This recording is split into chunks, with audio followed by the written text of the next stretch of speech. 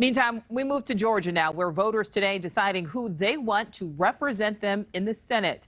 Polls close in just 2 hours, and candidates Herschel Walker and Rafael Warnock traveled across the state today to make their last-minute appeal to voters. Nearly 30% of the state voted early or absentee, absolutely smashing previous records. Despite Democrats already having a majority in the Senate, the outcome could still give either party crucial leverage. Correspondent Robert Sherman is live in Atlanta. Robert, we could know the results as soon as tonight.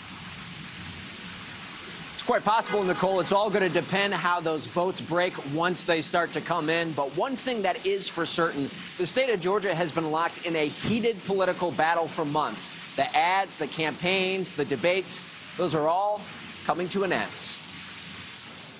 On a cold and damp December day, Georgians lined up and waited to cast their ballots.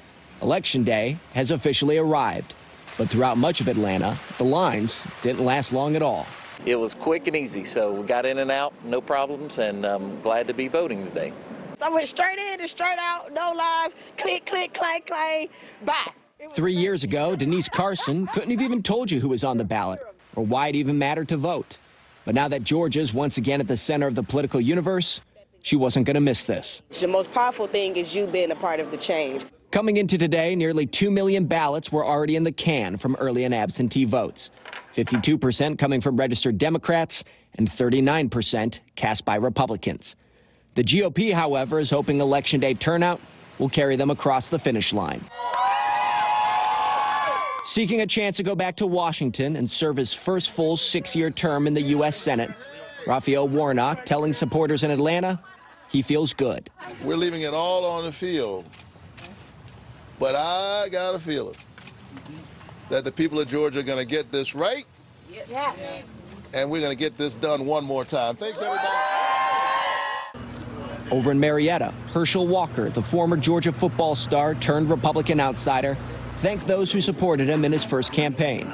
Looking back, he has no regrets. I'm so proud of my team, and that's the reason we're in this election right now. That's the reason we're going to win this election, because right now, Georgia is looking for a senator that's going to speak for them. But now, the fate of the final U.S. Senate seat rests in the hands of the voters. You know, everybody's fighting all the time about what's right, what's wrong. You know, if you don't show up and vote, then you don't have a right to complain. So I like to whine and complain a little bit, so I showed up and voted. This has been the most expensive Senate race this cycle, over $400 million in ads spent. But once 7 o'clock comes around and those polls start to close, that'll all be history. Nicole? Yes, it will. All right, Robert, thank you for that. Thank you for watching. Go to newsnationnow.com to find NewsNation on your television provider. And don't forget to click the red subscribe button below to get more of NewsNation's fact-driven, unbiased coverage.